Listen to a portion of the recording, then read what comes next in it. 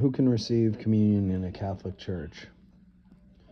The Holy Eucharist is the most important part of the seven sacraments because in this and no other sacrament we receive the very body and blood, soul, and divinity of Jesus Christ.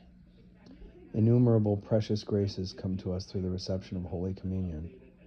Holy Communion is an intimate encounter with Christ, in which we are sacramentally receive Christ into our bodies, that we may be more completely assimilated into this. The Eucharist builds the Church, as Pope John Paul said. It deepens unity within the Church.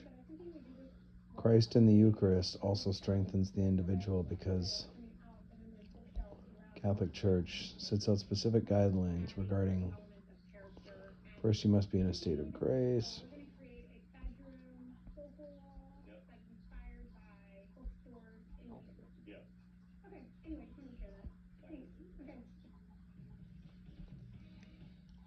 Okay, non-Catholics receiving communion. The guidelines for receiving communion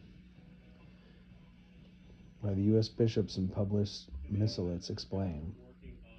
Because Catholics believe that the celebration of the Eucharist is a sign of reality of the oneness of faith, life, and worship, members of those churches with whom we are not yet fully united are not ordinarily admitted to communion.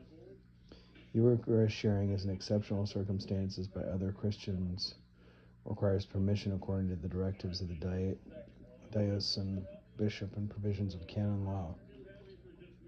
Scripture is clear that partaking of the Eucharist is among the highest signs of Christian unity. Because there is one bread, we are many who are one body and partake in the bread.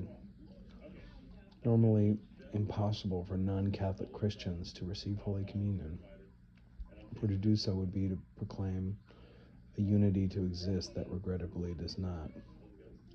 Another reason that many non-Catholics are not ordinarily receiving communion is for their own protection, since many reject the doctrine of the real presence of Christ in the Eucharist. Scripture warns that it is very dangerous for one not believing in the real presence to receive communion. For anyone who eats and drinks without discerning the body eats and drinks judgment upon himself.